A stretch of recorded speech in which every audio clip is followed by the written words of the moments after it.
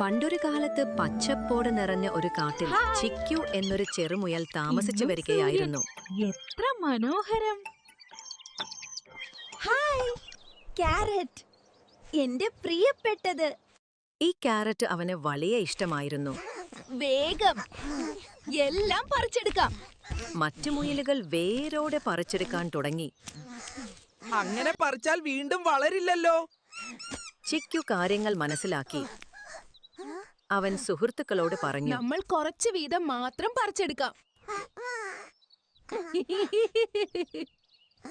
ആദ്യം എല്ലാവരും അവൻ പറഞ്ഞത് കേട്ടില്ല. അതെന്തിനാ?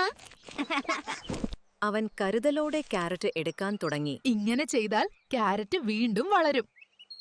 കാത്തിരിക്കൂ, കാണാം എന്താണ് സംഭവിക്കുക എന്നുള്ളത്. ദിവസങ്ങൾ കടന്നുപോയി. കാരറ്റ് വീണ്ടും മുളച്ചു. അയ്യോ, വീണ്ടും കാരറ്റ് മുളച്ചു. എല്ലാവരും അത്ഭുതപ്പെട്ടു. അന്നു മുതൽ മുയലുകൾ കരുതലോടെ കാരറ്റ് എടുക്കാൻ തുടങ്ങി. ഇനി നമുക്ക് കരുതലോടെ കാരറ്റ് എടുക്കാം.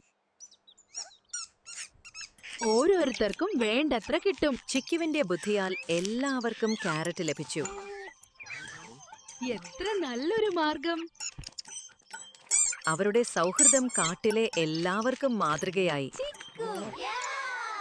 ചിക്കു കാട്ടിലെ ഏറ്റവും ബുദ്ധിമാൻ മുയലായി. അവർ തോട്ടത്തെ സൂക്ഷിച്ചു പരിപാലിച്ചു. ഹായ്, എത്ര മനോഹരം! തോട്ടം വീണ്ടും പച്ചപ്പോടെ നിറഞ്ഞു. ഇനി ഒരിക്കലും വിശന്നിരിക്കേണ്ടി വരില്ല. എല്ലാവരും സന്തോഷത്തോടെ ജീവിച്ചു.